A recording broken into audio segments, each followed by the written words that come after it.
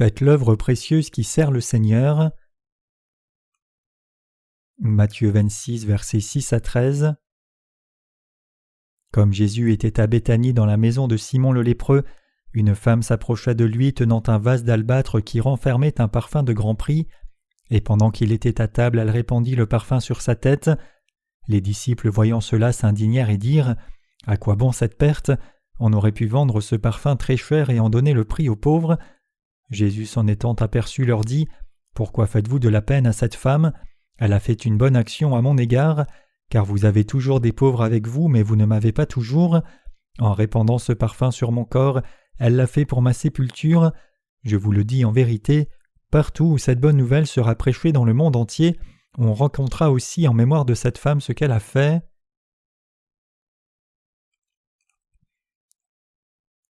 Jésus dit « Partout où cette bonne nouvelle sera prêchée dans le monde entier, on racontera aussi en mémoire de cette femme ce qu'elle a fait. » La raison pour laquelle cette femme a versé de l'huile parfumée sur la tête de Jésus était la sépulture de Jésus, et elle a servi Jésus-Christ en versant l'huile sur sa tête, en étant reconnaissante de ce que le Seigneur a pris tous les péchés du monde par son baptême, en venant sur la terre et a sauvé toute l'humanité des péchés en mourant sur la croix et en ressuscitant d'entre les morts.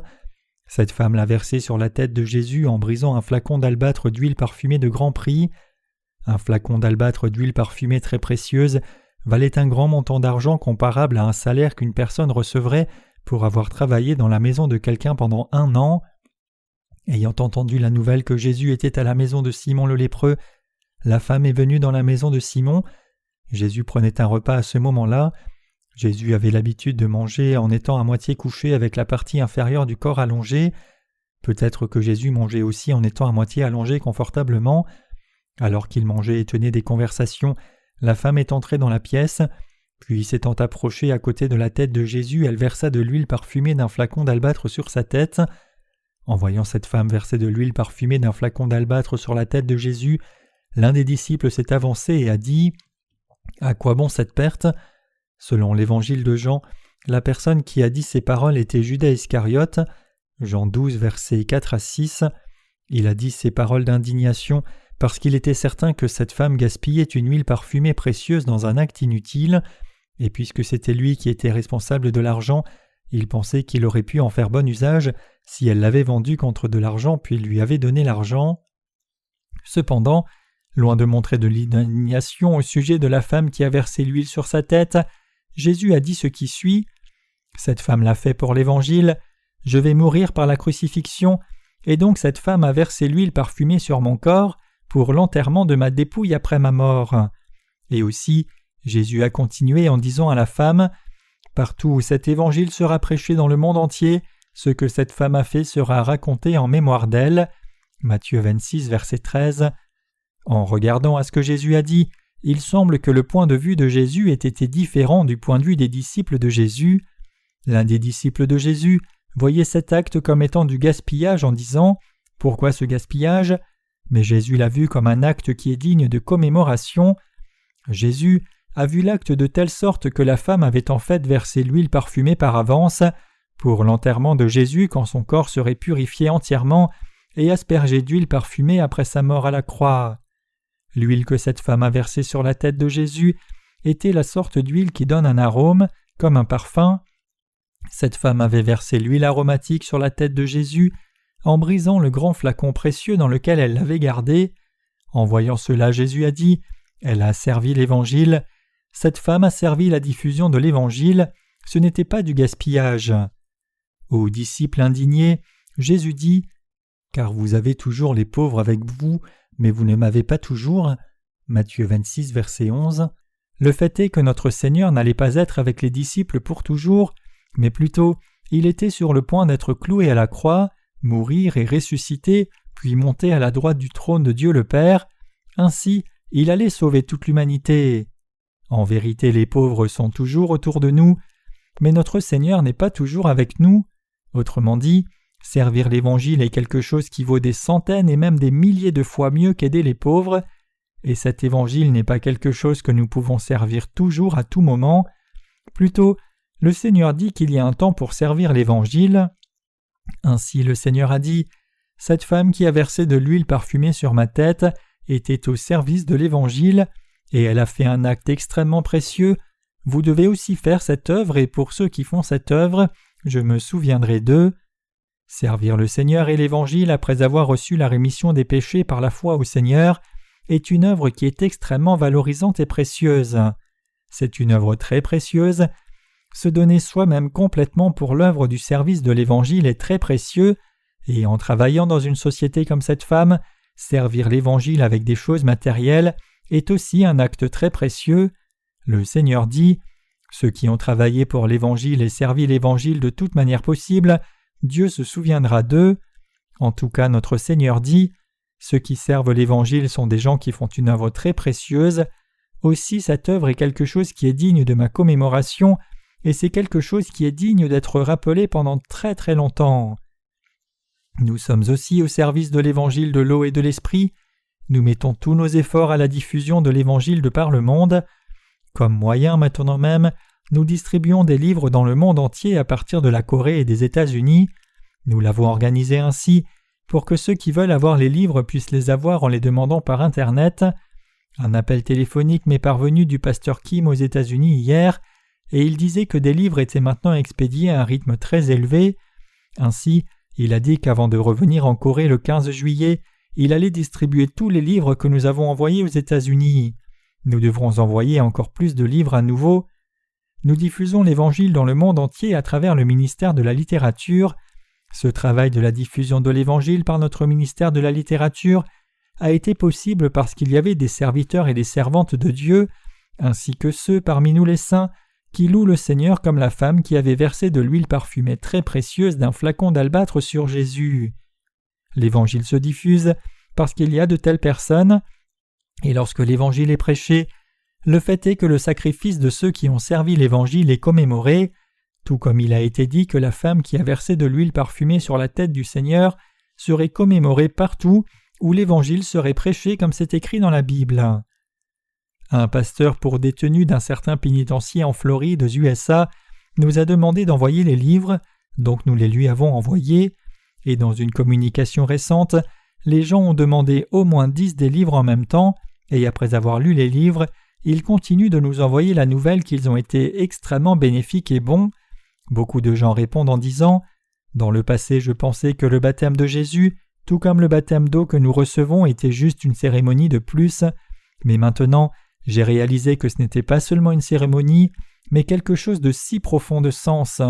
Vous faites vraiment une œuvre précieuse. Tout le travail que la mission de la Nouvelle Vie fait est vraiment très précieux. Aussi, à travers les livres, beaucoup de gens ont réalisé comment Jésus a expié leurs péchés. Aussi, après avoir commencé à croire en cet évangile, ils demandent à être nos partenaires qui partagent l'œuvre de distribution des livres avec nous en disant « Je distribuerai les livres aussi. Je veux les partager avec les gens, je ne peux pas faire beaucoup de travail en une fois, mais je peux distribuer 10 livres à la fois même si c'est peu. De cette façon, l'Évangile est diffusé dans le monde entier. Lorsque l'Évangile est prêché, le Seigneur commémore ceux qui ont servi cet Évangile. Il nous encourage disant « Puisque ceux qui ont cru dans l'Évangile avant vous ont servi l'Évangile ainsi, il vous a été prêché, et vous avez reçu la rémission des péchés en entendant l'Évangile. L'Évangile est prêché ainsi, parce qu'il y a ceux qui ont servi le Seigneur comme cette femme. L'Évangile est prêché parce qu'il y a des saints dévoués et des serviteurs et des servantes comme cela, et le Seigneur commémore ceux qui font son œuvre et servent l'Évangile, et il les considère comme précieux. Chers croyants, pour la prédication de cet Évangile, il y a eu beaucoup de saints comme cette femme précieuse. Maintenant, cette femme a brisé un pot d'albâtre et a versé l'huile parfumée sur la tête de Jésus, mais c'est équivalent en valeur à 1 année de salaire pour un homme. Quelque chose comme cela n'est jamais facile. L'Évangile est vraiment prêché dans le monde entier. Vous faites des offrandes financières au Seigneur, et aussi nos églises de par le pays font des offrandes financières destinées à l'œuvre missionnaire mondiale. Nous faisons des promesses pour donner à la mission mondiale 2 fois par an, puis avec ces offrandes matérielles, l'Église de Dieu traduit nos livres dans chaque langue du monde, et en distribuant ces livres aux gens de par le monde, l'Église de Dieu continue l'œuvre de la diffusion de l'Évangile. Lorsque l'Évangile est prêché, je pense à la femme qui a versé une huile précieuse sur la tête de Jésus, aussi bien qu'à ceux qui sont au service de l'Évangile en donnant leur tout. Sans leur sacrifice, l'Évangile n'est pas prêché. À cause de leur sacrifice, l'Évangile est effectivement prêché. Tout comme un seul grain de blé tombe en terre, meurt, pourrit, germe puis porte du fruit, le fait est que l'Évangile est diffusé parce que quelqu'un a fait un sacrifice pour l'Évangile. Le fait est que les fleurs de l'Évangile ont fleuri, et l'Évangile est diffusé dans le monde entier parce que quelqu'un a fait un sacrifice et a servi le Seigneur en abandonnant tout ce qui lui est précieux. L'Évangile ne se diffuse pas seulement en disant « Je dois prêcher l'Évangile, et je dois faire tous mes efforts pour prêcher l'Évangile, donc je prie seulement. » Bien sûr, nous devons prier pour la prédication de l'Évangile, mais l'Évangile est diffusé parce qu'il y a effectivement eu le sacrifice de quelqu'un. Je crois que cet Évangile est diffusé parce que quelqu'un comme cette femme a donné des offrandes matérielles pour l'Évangile, et parce que quelqu'un a beaucoup sacrifié pour l'Évangile en donnant sa vie et sa jeunesse. L'Évangile est diffusé dans le monde entier de cette façon. Je pense que nous serons en mesure de faire davantage de travail si nous unissons encore davantage cette année et servons l'Évangile. Rien que cette seule année, l'Évangile a été témoigné largement, et si nous devions travailler pendant 2 années de plus, je pense que l'Évangile serait présenté à quasiment tous les pays. L'Évangile sera alors présenté en Europe. L'Évangile est prêché réellement parce qu'il y a ceux qui servent l'Évangile, et si ce n'était pas grâce à ceux qui servent l'Évangile ne serait pas prêché. Vous avez pu entendre l'Évangile et recevoir la rémission des péchés parce que ceux avant vous ont servi cet Évangile, et ainsi les âmes qui ont reçu la rémission des péchés existent encore de nos jours. Quoi qu'il en soit, le fait que cet Évangile soit prêché dans le monde entier est vraiment quelque chose dont nous devons être reconnaissants et heureux. Quand nous y pensons, diffuser l'Évangile dans le monde entier n'est définitivement pas un travail facile. Faire des livres a aussi été très difficile. Quand j'ai fait le premier volume en anglais de ma série de livres chrétiens, les gens qui n'étaient pas nés de nouveau ont dit « Hé, penses-tu que les gens vont lire les livres ?» Puis ils ont fait des commentaires, m'ont méprisé et ridiculisé fortement. Qu'il l'ait fait ou non, j'ai continué le travail pensant dans mon cœur « Tant que l'Évangile est prêché aux gens, je m'inclinerai même devant ceux qui ne sont pas nés de nouveau si leur aide est indispensable. » Indépendamment de la personne, aussi longtemps que la personne traduit mon livre de sermons du coréen à l'anglais correctement, même si la personne agissait mal, j'étais prêt à accepter un tel comportement et à baisser la tête devant cette personne si je devais le faire. C'est à ce point ce que je voulais que l'Évangile soit diffusé. Me regardant être comme cela, l'un de mes ministres a demandé « Cher pasteur, alors que vous continuez de publier ces livres, si vous baissez la tête devant une personne qui n'est même pas née de nouveau, comment ferez-vous lorsque le temps viendra pour souffrir le martyre ?» À ce ministre, j'ai répondu « Si l'Évangile peut être diffusé par le fait que je rampe par terre en tremblant, je peux ramper par terre même devant ceux qui ne sont pas nés de nouveau. C'est quelque chose de profondément différent que le martyre. Puisque c'est quelque chose que je fais au service de l'Évangile, je ferai face aux moqueries et je paierai n'importe quel prix. » Nous publions des livres en anglais, mais comme vous le savez, nous n'étions pas à l'aise en anglais à l'époque. Bien que nous connaissions un peu d'anglais, le fait est que nous le connaissions seulement un peu avec notre propre style d'expression coréen. Donc nous avons fait adoucir des phrases et ajuster telles qu'elles sont exprimées dans un style américain. En tous les cas, en faisant cela, j'ai publié le premier volume de la version en anglais. Bien que ce n'était pas parfait, nous avons fait en sorte que ce soit assez bon pour que les gens le lisent et reçoivent la rémission des péchés. Dès le début, le livre a été distribué par une librairie sur Internet appelée Amazon.com. Nous avons commencé fort dès le début. Ainsi, l'Évangile est témoigné dans le monde entier maintenant. Il y a un passage des Écritures qui dit « Ton ancienne prospérité semblera peu de choses, celle qui t'est réservée sera bien plus grande. » Job 8, verset 7. Mais qui aurait cru au départ que cela se passerait réellement de cette façon ? Qui aurait cru que l'Évangile serait prêché dans le monde entier par ces livres ? Tout le monde était à moitié dans le doute, même nous, mais le fait est que maintenant, l'Évangile pénètre dans presque tous les pays autour du monde. Puisque Dieu trouve sa joie dans ce travail, nous avons fait le travail avec foi, et pour ce travail, nous avons contribué avec beaucoup d'offrandes financières pour le ministère de la littérature. Bien que je ne les ai pas toutes comptées, je pense que nous avons fait des promesses de dons pour le ministère de la littérature plus de 10 fois. Même avant que vous ne veniez dans cette église, nous avons fait une promesse de dons et donné beaucoup d'argent, selon la promesse d'acheter une machine à copier à l'époque. C'était le premier pas de notre ministère de la littérature. Même quand nous allions acheter un copieur, pour en acheter un à bas prix et de bonne qualité, nous avons visité la rue de l'électronique Yangsan, un secteur où les machines étaient vendues à bas prix. Vous ne pouvez imaginer combien nous avons cherché, visitant un magasin après l'autre. Puis dans un certain magasin, nous avons pu acheter un copieur pour seulement $600 US en espèces. De plus, c'était un produit du Japon qui avait une bonne réputation, et donc nous l'avons acheté. Nous avions acheté la machine en pensant qu'elle était bien, mais nous avons découvert que le prix pour copier une page était de 40 won, ce qui équivaut à 4 centimes en monnaie américaine. Le fait est que même si la machine n'était pas chère, les tonnerres étaient trop chers. Les Japonais sont comme cela. Les Japonais font du bénéfice en vendant des machines à bas prix, puis en vendant des tonnerres qui doivent toujours être remplacés à prix élevé. Quoi qu'il en soit, nous avons commencé avec cela. À ce moment-là, il n'y avait pas beaucoup de saints dans notre Église et il n'y avait pratiquement rien, mais nous avons servi l'Évangile en faisant des promesses de dons à propos. Une certaine sœur avait économisé de l'argent pour son mariage, mais alors que nous avons prié chaque jour au culte, « Dieu, donne-nous ce dont nous avons besoin en matériel pour que nous puissions faire le ministère de la littérature », elle priait aussi, et rapidement, elle commença à sentir dans son cœur, brûlé à répétition par la conscience, « J'ai économisé quelques centaines de dollars pour mon mariage, mais ne devrais-je pas les donner à Dieu ?» Et elle a dit qu'ensuite elle a mis l'argent dans la boîte de collecte, et donc nous avons continué le travail avec cela. L'argent de poche précieux des frères et sœurs était rassemblé, et rapidement plus de $100,000 avaient été offerts au Seigneur, et avec cela, beaucoup de travail pour l'Évangile a été fait constamment. Puisque les gens ont fait des dons au Seigneur, nous pouvons imprimer des livres avec succès maintenant. Avec tout cet argent, nous avons imprimé des livres et les avons distribués à ceux qui avaient besoin de l'Évangile dans le monde entier, gratuitement. Ainsi, les gens dans le monde entier reçoivent la rémission des péchés par nos livres, et même dans d'autres pays, nous distribuons nos livres à travers nos partenaires là-bas. Chers croyants, nous distribuons en ce moment nos livres aux gens, et même si cela ne semble pas grand, beaucoup de gens ont reçu la rémission des péchés par ces livres et gardent la foi en les lisant.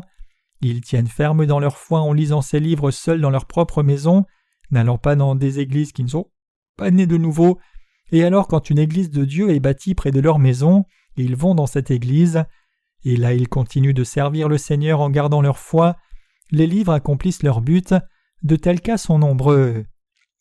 Un certain frère dans notre église m'a dit dans son témoignage de foi, « Cher pasteur, comme je fais des affaires, j'ai parfois des doutes. Est-il vrai que tant de gens n'ont pas encore reçu le salut? Aussi longtemps qu'ils croient en Jésus, ne sont-ils pas sauvés? J'ai ce genre de pensées étranges.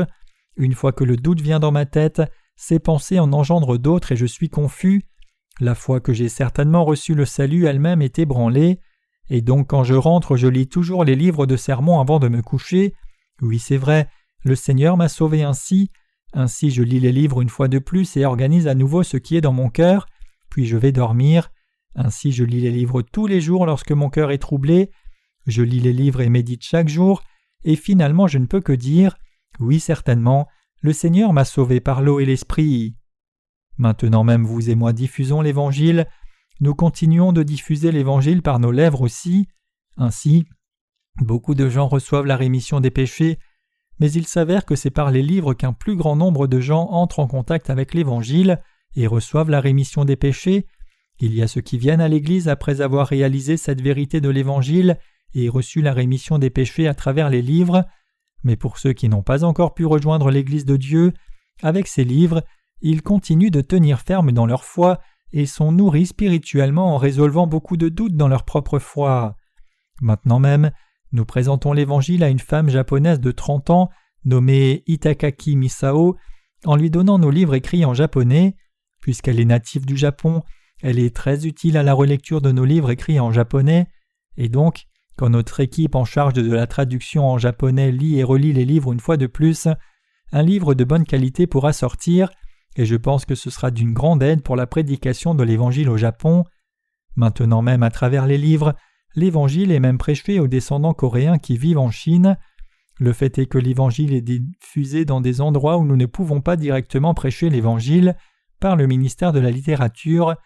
Tout comme la femme qui avait versé l'huile parfumée très chère d'un flacon d'albâtre, l'œuvre faite par beaucoup de saints qui ont servi le Seigneur sera commémorée lorsque l'Évangile sera prêché.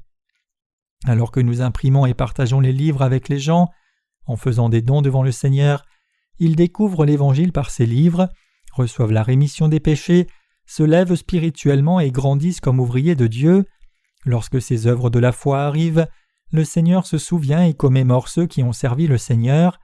Oui, vos services et sacrifices ont germé et porté des fruits comme cela.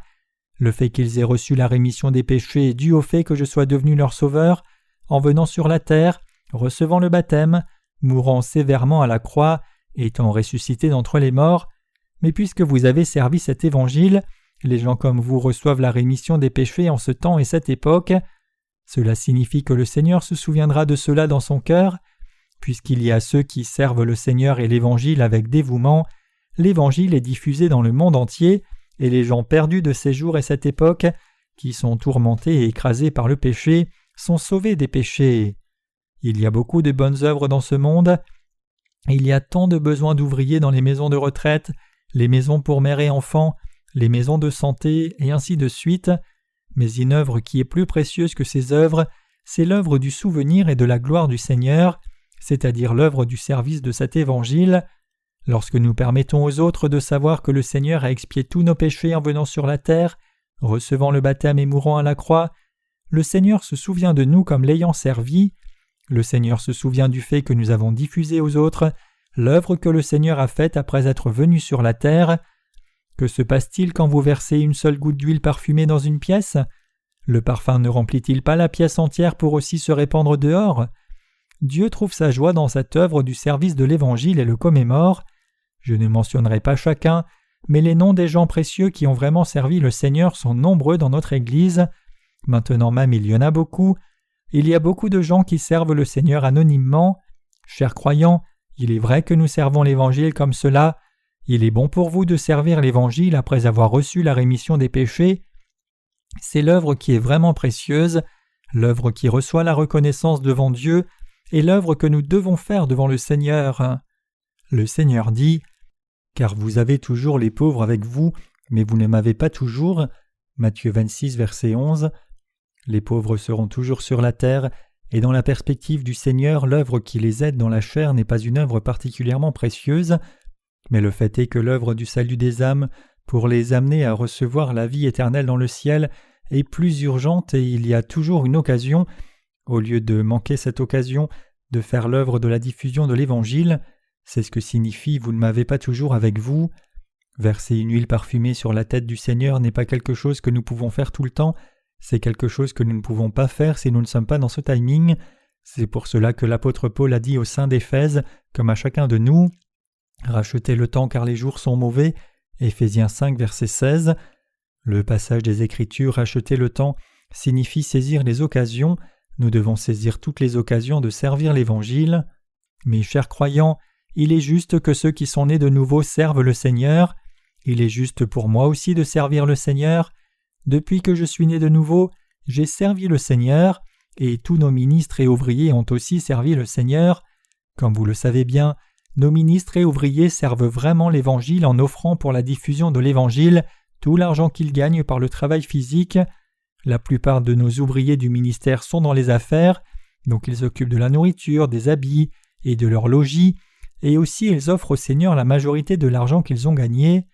Nos églises en Corée réunissent des offrandes matérielles, puis font l'œuvre en faisant des livres remplis de l'Évangile, envoyant des ouvriers missionnaires à l'étranger, faisant des disciples et établissant des partenaires là-bas, et fournissant les fonds à utiliser là-bas, et ainsi de suite. Tous nos ministres et ouvriers à l'Église font ce travail à temps plein. Il y avait des ornements sous chaque bol du chandelier d'or dans le tabernacle. En travaillant dur dans différentes affaires, les ouvriers de l'Évangile agissent comme des calices de l'Évangile, avec des offrandes matérielles, et en même temps ils font avec dévouement l'œuvre qu'on leur a confiée. Certains ouvriers du ministère se dévouent pleinement à l'œuvre de la publication des livres, et certains ouvriers du ministère se chargent de la partie reliée à Internet. Non seulement les ouvriers du ministère, mais les frères et sœurs le font aussi. Il est bon que ceux qui sont nés de nouveau servent le Seigneur, c'est la vérité qui se trouve dans la Bible. Le Seigneur a dit que partout où cet évangile serait prêché dans le monde entier, ce que cette femme a fait serait aussi raconté en mémoire d'elle. Puisque cette femme a servi l'Évangile en versant l'huile parfumée précieuse qu'elle avait sur le Seigneur, l'Évangile a été diffusé, et donc lorsque les gens reçoivent la rémission des péchés, le Seigneur commémore le fait que les gens ont pu recevoir la rémission des péchés parce que cette femme a servi l'Évangile. C'est ce qu'il disait. Ceux qui sont nés de nouveau servent le Seigneur avec des offrandes matérielles parce qu'ils sont vraiment reconnaissants envers le Seigneur qui a remis tous leurs péchés et expié tous les péchés de chaque personne de par le monde entier. Ce n'est pas quelque chose qu'ils font contre leur gré et ce n'est pas une obligation ou une condition de leur salut. Plutôt, c'est du travail qu'ils font par gratitude et reconnaissance envers le Seigneur. Le fait est que nous les justes qui sommes nés de nouveau, servons le Seigneur pour diffuser l'Évangile et parce qu'il convient que nous diffusions l'Évangile. Les gens qui sont nés de nouveau, qui que ce soit, doivent continuer de vivre pleinement pour l'Évangile tout comme ce que cette femme a fait dans la Bible. Tout comme vous et tous les gens du monde ont reçu la rémission des péchés, parce que ceux qui sont passés devant vous ont servi le Seigneur, vous devez aussi servir le Seigneur, tout comme ceux qui ont servi l'Évangile avant vous. Servir le Seigneur est une œuvre qui est juste. Beaucoup de gens ont reçu la rémission des péchés parce que vous et moi avons servi le Seigneur. Ici, il y a des jeunes, des frères et des sœurs adultes. L'Évangile est diffusé dans le monde entier parce que vous et moi avons servi le Seigneur. Le fait est que cet Évangile est diffusé dans le monde entier maintenant même parce que beaucoup de saints de ce temps ont servi le Seigneur au risque de leur vie, tout comme les disciples de Jésus avaient servi le Seigneur et prêché cet Évangile. Le Seigneur a dit que ce que cette femme a fait sera dit en mémoire d'elle. Nous devons commémorer cette femme. Nous devons commémorer ceux qui ont vécu en servant le Seigneur en s'unissant à l'Église après avoir reçu la rémission des péchés. Nous devons les accepter comme étant effectivement précieux. Vous et moi devons fixer l'objectif de notre vie comme tel. Nous devons avoir un grand rêve dans nos cœurs. Si vous avez pensé jusqu'à maintenant que c'est bon tant que vous et les membres de votre famille avaient de quoi manger et boire, vous devez changer vos pensées à partir de maintenant. Nous devons maintenant fixer le but. Je dois gagner beaucoup d'argent pour servir le Seigneur davantage, et nous devons tenir un tel souhait, avoir une telle foi, faire de telles prières et continuer de vivre comme cela par la foi. Nous devons fixer nos cœurs sur l'œuvre juste. Ayant reçu la rémission des péchés, je dois maintenant vivre pour les âmes des autres et pas seulement pour moi-même. Nous devons garder une telle foi et ce cœur. Nous devons vivre ainsi. Notre façon de penser et notre cœur doivent changer. Notre commencement est extrêmement petit, mais il est dit que notre fin sera très grande. Après être né de nouveau, notre commencement était très petit au service du Seigneur. Cependant, qu'en est-il maintenant? Alors que la foi grandit, notre fin grandit abondamment. Chers croyants, nous devons travailler afin de sauver tous les gens du monde entier, et cela doit devenir l'objectif de notre vie, et cela doit être la raison pour laquelle nous respirons. Aussi, nous devons fixer nos cœurs pour gagner de l'argent, non seulement pour l'argent, le logis et l'habit pour moi et les membres de ma famille seuls, mais pour sauver ceux qui n'ont pas encore reçu le salut, leur prêcher cet évangile et servir l'évangile. Nous devons devenir une personne qui pense. Pour servir l'évangile, je dois rester en bonne santé, et afin de servir l'évangile, je dois être diligent. À partir de maintenant, je ne dois pas seulement vivre pour moi-même. Maintenant, vous devez fixer le but et le sens de votre vie sur la diffusion de l'Évangile. Cette femme avait une foi semblable à vous et moi. Cette femme, comme nous, savait que Jésus était le Sauveur et qu'il était l'agneau de Dieu et le Fils de Dieu, qui a pris tous ses péchés en recevant le baptême. Sachant que Jésus allait mourir sévèrement pour la sauver de ses péchés, en étant venu sur cette terre et ayant reçu son baptême, c'est pour cela qu'elle a versé l'huile parfumée sur la tête de Jésus par la foi. Cette femme a versé l'huile parfumée sur la tête de Jésus pour diffuser l'œuvre que Jésus avait faite dans le monde entier, parce que Jésus était quelqu'un qui est vraiment précieux et avait sauvé sa vie de la mort. Cette femme a fait cela parce qu'elle était très reconnaissante et dans la gratitude. Maintenant, quand notre foi grandit, votre cœur et le mien deviennent comme celui de cette femme, même si personne ne dit rien. Si vous avez certainement reçu la rémission des péchés, l'objectif de la vie change totalement. Nous devons faire demeurer nos pensées dans le Seigneur et nous devons apprendre à être reconnaissants au Seigneur. Aussi, nous devons devenir une personne de foi qui peut être aussi reconnaissante pour un seul fait, que le Seigneur ait expié tous vos péchés et les miens. Chers croyants, n'est-ce pas le fait qu'une vie qui était morte ait été ramenée à la vie comme quelque chose dont nous devrions réellement être reconnaissants? C'est quelque chose dont nous devrions tellement être reconnaissants. Chers croyants, pour nous, Jésus est le Seigneur qui est si bon et plein de grâce. C'est pour cela que nous espérons maintenant offrir le restant de nos vies au Seigneur. Même si vous-même ne pouvez pas faire de grandes choses ou faire quelque chose qui soit au premier plan, vous devez réaliser que le fait de servir le Seigneur en vous unissant à l'Église de Dieu, c'est en fait diffuser l'Évangile, et nous devons continuer de vivre comme cela, même si nous ne faisons pas l'œuvre de la diffusion de l'Évangile directement, faire des offrandes matérielles pour servir l'Évangile, comme la femme qui a versé cette huile parfumée sur la tête de Jésus, est quelque chose de digne de commémoration. Et puisque c'est grandement bénéfique à la diffusion de l'Évangile de le faire, nous devons nous fixer cela comme objectif et vivre en fonction avec une telle foi. Chers croyants, si une personne née de nouveau ne fait pas l'œuvre de la diffusion de l'Évangile comme objectif de sa vie, la personne sera déchue de la grâce. Si quelqu'un vit seulement pour soi-même après être né de nouveau, alors cela reviendrait à rien du tout. Étant né de nouveau, si quelqu'un n'offre pas sa vie à l'œuvre du service du Seigneur, qu'arrivera-t-il à sa vie? Il deviendrait un débauché parce qu'il serait seulement sans péché dans le confort, sans rien faire. Donc même s'il a reçu la rémission des péchés, s'il ne vit pas pour l'œuvre du salut des âmes des autres, ne diffuse pas l'Évangile lui-même personnellement, ou ne mène une vie qui offre ses efforts aux biens matériels pour la diffusion de l'Évangile, il deviendra corrompu. Ce serait seulement une question de temps avant qu'une telle personne ne soit corrompue. Comme il n'y a rien à faire, comment pourrait-on vivre droitement? Maintenant qu'une personne a reçu la rémission des péchés, il n'y a rien à faire pour elle. Que se passera-t-il s'il n'y a rien à faire?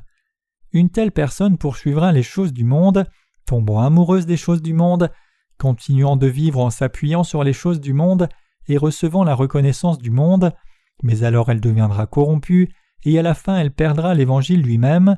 Loin de conduire tant de gens vers le ciel, une telle personne serait prompte à devenir un instrument du diable qui ferait aller de nombreuses personnes, en dépit de leur foi en Jésus, en enfer en fabriquant un évangile étrange. Chers croyants, ceux qui sont nés de nouveau doivent fixer l'objectif de leur vie sur l'amour de Jésus-Christ avec pureté et sur l'œuvre précieuse du service de l'Évangile qui est l'œuvre du salut des âmes. Si quelqu'un est seulement une personne née de nouveau, elle doit se fixer un tel objectif. Elle doit fixer son cœur en pensant « Le Seigneur m'a aussi sauvé, donc si je partage cet Évangile aux autres, ils pourront aussi recevoir le salut en ayant foi. Ainsi je vivrai aussi pour cet Évangile, je vais aussi servir l'Évangile, c'est l'objectif de ma vie. Je veux partager cet Évangile à beaucoup de gens dans le monde entier. Puisque je ne peux pas le faire personnellement, je servirai le Seigneur avec des offrandes matérielles à la place. » Avant l'augmentation du prix du papier, cela nous coûtait environ 35 000 $ US pour imprimer 10 000 exemplaires de nos livres. Bien sûr, nos ouvriers qui éditent et font les couvertures de livres n'étaient pas payés parce qu'ils étaient bénévoles pour le faire, afin de publier les livres, mais quand nous comptons ces dépenses comme ce serait normal, le coût total serait d'environ 40 000 $ US. Aussi, pour envoyer ces 10 000 exemplaires dans le monde entier, nous aurions besoin d'environ 20 000 $ US pour les frais d'envoi. Donc il est correct d'estimer le montant pour l'envoi de 10 000 livres et pour les mettre entre les mains de 10 000 lecteurs à environ 60 000 $ US par mois pour l'Évangile. Avec cet argent, nous pouvons envoyer environ 1000 exemplaires du livre aux demandeurs, donc cela reviendrait exactement au même que de prêcher à 1000 personnes par mois. Pour certains livres, ils sont transmis par une personne qui l'a reçu premièrement à une autre personne, puis sont encore passés. Ainsi, le fait est que beaucoup de gens reçoivent la rémission des péchés. Chers croyants, c'est pour cela que l'œuvre de notre service à vous et moi pour le Seigneur et le fait d'offrir des dons financiers devant le Seigneur est quelque chose d'immensément précieux. C'est précisément ce qu'est la diffusion de l'Évangile. Quand vous fournissez du support à la diffusion de l'Évangile, vous sauvez la vie de ceux qui vont en enfer. C'est quelque chose qui est fondamentalement différent d'œuvres comme acheter des chapelles de prière en briques rouges, acheter des fauteuils, installer un énorme orgue et ainsi de suite, que font les églises du monde en rassemblant de l'argent de la part des membres d'église. C'est servir l'œuvre qui sauve des vies, c'est vraiment une œuvre précieuse. C'est pour cela que le Seigneur a dit « Ceux qui ont fait cette œuvre seront cités en mémoire d'eux ». Le Seigneur est le maître de toutes choses dans cet univers entier. Le Seigneur peut personnellement faire tout le travail seul, mais parce que le Seigneur est Dieu et Esprit, il continue de faire l'œuvre de la diffusion de l'Évangile à travers nous, ses serviteurs.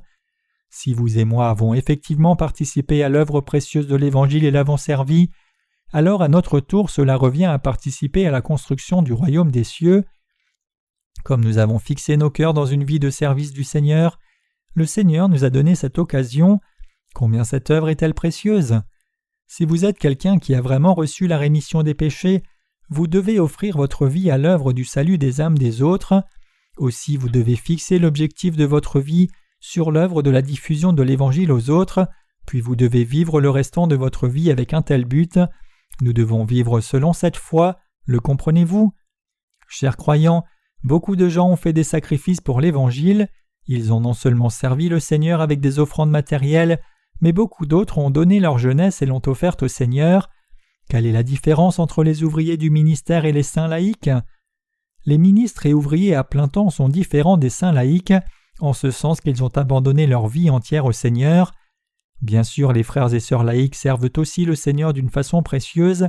Parmi les saints laïcs, il y a un grand nombre de gens qui sont précieux, c'est quelque chose de vraiment digne de commémoration.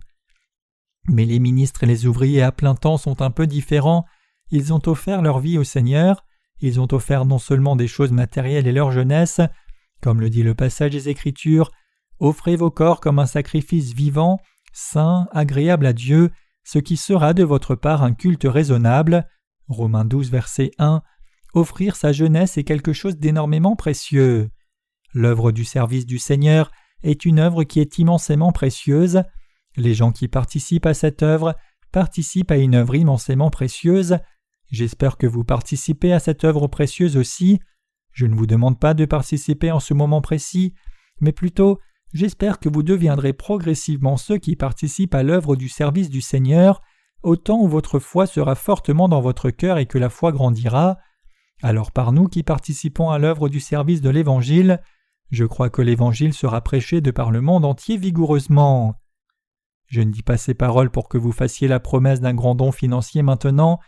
Jésus a dit « Partout où cette bonne nouvelle sera prêchée dans le monde entier, on racontera aussi en mémoire de cette femme ce qu'elle a fait. » Matthieu 26, verset 13.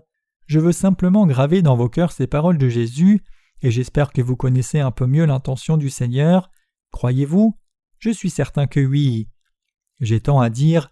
Après que je sois né de nouveau en ayant réalisé et cru dans l'évangile de l'eau et de l'esprit, qui dit que le Seigneur a expié non seulement mes péchés, mais aussi les péchés des gens de par le monde entier, la toute première prière que j'ai faite était « Cher Dieu, l'évangile n'est nulle part dans ce monde entier, permets-moi de diffuser cet évangile dans le monde entier. » Cette prière était la première prière que j'ai faite après que les péchés de mon cœur aient disparu. Quand une personne naît de nouveau, elle devient un enfant, la personne s'inquiète. Je dois vivre avec ces choses, mais quand je ne les aurai plus, comment vais-je vivre? Et le cœur serait enfantin. Juste après être né de nouveau, tout le monde est comme cela. Chers croyants, indépendamment de la personne tend à penser qu'elle mourra sans argent juste après être née de nouveau. Après ma nouvelle naissance, j'ai pensé « L'Évangile ne se trouve pas dans le monde entier, pourtant puisque je suis conscient de ce fait, comment puis-je l'ignorer? Bien, le Seigneur a dit « À celui qui a reçu beaucoup, il sera demandé beaucoup. » Par la parole, Dieu m'a encouragé et grandement exhorté. Ne sais-tu pas? N'as-tu pas beaucoup? Alors prêche cet Évangile. Étant si reconnaissant, même si je n'avais pas de capacité par moi-même, j'ai d'abord prié, puis quand je rencontrais des gens un à un, je commençais à prêcher l'Évangile aux autres. Même s'il y a beaucoup d'occasions où j'ai prêché l'Évangile de façon désorganisée, lorsque je rencontrais les gens et leur livrais l'Évangile de l'eau et de l'esprit, ils recevaient effectivement la rémission des péchés. Après que je ne sois né de nouveau, le temps est passé si vite que je ne sais pas comment cela s'est passé. Je ne sais pas à quelle vitesse je me suis retrouvé à bien plus de 50 ans. Je ne peux me rappeler comment j'en suis arrivé à avoir cet âge maintenant. Même avant que je ne sois né de nouveau, je croyais en Jésus et vivais pour Jésus d'une certaine façon, mais après être né de nouveau, j'avais une pensée dans mon cœur. L'Évangile n'est pas partout dans ce monde, alors comment puis-je continuer de vivre juste pour moi-même? Donc j'ai commencé à diffuser cet Évangile. Mais il n'est pas facile de diffuser l'Évangile en rencontrant et partageant des paroles directement avec les gens.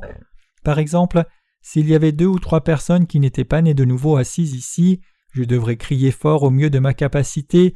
C'est alors seulement qu'il était possible que ces âmes se soumettent à la vérité et soient sauvées. Je devais faire tomber les pensées, l'apprentissage, les convictions religieuses et d'autres choses comme cela chez les gens avec la parole, et en leur donnant la vérité, je devais proclamer la victoire sur les non-vérités qui les possédaient. Quand je devais le faire, ma voix devenait très forte. Mais quand j'allais prêcher l'Évangile, il y a des temps où je n'avais pas le temps de partager assez de paroles avec les gens, et je pensais très souvent, dans des moments comme cela, ce serait bien de pouvoir donner un livre à la personne. Si la personne cherche la vérité, elle pourra recevoir la rémission des péchés en lisant le livre. Aussi, j'ai commencé à avoir la pensée que même des étrangers pourraient recevoir la rémission des péchés en lisant des livres qui contiennent cet évangile. Cette pensée s'est trouvée en moi de plus en plus fort.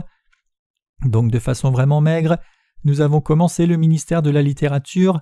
Nous avons commencé la littérature pour pouvoir diffuser cet évangile de façon un peu plus efficace. D'abord, un petit montant de dons financiers pour le ministère de la littérature est rentré, et avec cet argent j'ai acheté un copieur qui valait $600 US. Pendant la journée, je prêchais l'évangile à l'école missionnaire, et la nuit quand je rentrais après avoir fini le culte, je faisais fonctionner le copieur toute la nuit avec son bruit continuel. Alors il y a des moments où je m'endormais devant, sans m'en rendre compte. Quand je me réveillais le matin, comme vous pouvez l'imaginer, la machine était toujours allumée. Donc pouvez-vous voir combien la facture d'électricité était élevée et combien les tonneurs du copieur finissaient vite. Alors que je distribuais les supports imprimés aux étudiants de notre école de la mission, je leur disais « Collez ces affiches aux poteaux électriques et assurez-vous qu'elles ne se décolleront jamais en utilisant de la superglue. » Alors qu'elles étaient toutes collées, elles étaient si bien collées qu'elles ont tenu plus d'1 an. Elles ne sont pas tombées même quand la dame du ménage de la ville a essayé de les décoller en utilisant des brosses. Elles ne se sont pas enlevées facilement parce qu'elles étaient collées avec de la superglue. Je suis devenu plus gourmand. Maintenant elles sont d'une seule couleur, mais ne serait-il pas bon d'y mettre plus de couleurs? Ne serait-il pas bien de les imprimer en 2 couleurs, noir et bleu? Donc j'ai acheté un tonneur de couleurs et j'ai imprimé des tracts agissant futilement. Les traités que j'ai faits à l'époque pourraient encore se trouver dans notre service d'édition. Nous avions commencé le ministère de la littérature comme cela, mais cela n'est-il pas devenu si grand maintenant? Le fait est que les gens lisent l'Évangile par les livres et entrent en contact avec la vérité. Même une femme japonaise nommée Itakaki Misao lit nos livres, partageant la communion avec une de nos sœurs dans l'Évangile. L'Évangile peut être apporté à tous les Japonais par ces livres. Il est possible de prêcher l'Évangile à ceux qui croient en Jésus tout comme aux autres avec ces livres. Il y a quelques années, plusieurs de nos pasteurs ont visité la diaconesse Sunok Park qui vivait au Japon, et elle nous a montré un parc connu à Tokyo. C'était vraiment un parc très propre et beau, avec beaucoup de lotus, tous en fleurs. Mais alors que nous étions là, nous avons distribué des livres à des gens comme nous l'avions fait ici en Corée, et les gens les ont beaucoup aimés. Quand nous distribuons des livres comme cela, l'Évangile se diffuse aussi aux gens du Japon. Vous et moi avons servi le Seigneur et fait des sacrifices en offrant des dons financiers, et à cause de notre service du Seigneur, ceux qui doivent croire croient. Quand vous gagnez des biens matériels et les donnez au Seigneur pour l'Évangile, des gens de toutes les différentes langues du monde entier reçoivent la rémission des péchés par les livres sur l'Évangile que nous avons traduits et envoyés. Dans la Bible, femme symbolise l'Église, ainsi tout comme le Seigneur a dit, « Partout où cet Évangile sera prêché dans le monde entier, ce que cette femme a fait sera aussi cité en mémoire d'elle. » À cause des sacrifices de l'Église de Dieu pour l'Évangile, l'Évangile est diffusé dans le monde entier et le Seigneur se souviendra de toute cette œuvre. Dieu se souvient et commémore cette œuvre du service du Seigneur accompli par vous et moi. Quand quelqu'un est sauvé, le Seigneur s'en souvient comme suit. Cette âme a reçu le salut parce que quelqu'un nommé un tel a servi le Seigneur et l'Évangile. C'est pour cela que vous et moi, après avoir reçu la rémission des péchés, devons servir le Seigneur. Quiconque est né de nouveau doit faire comme cette femme et réaliser le salut qu'il a reçu, qui est un salut si précieux. Aussi, il doit servir le Seigneur pour que non seulement les âmes autour de lui, mais aussi tous les autres dans ce monde entier puissent aussi recevoir le salut. Alléluia.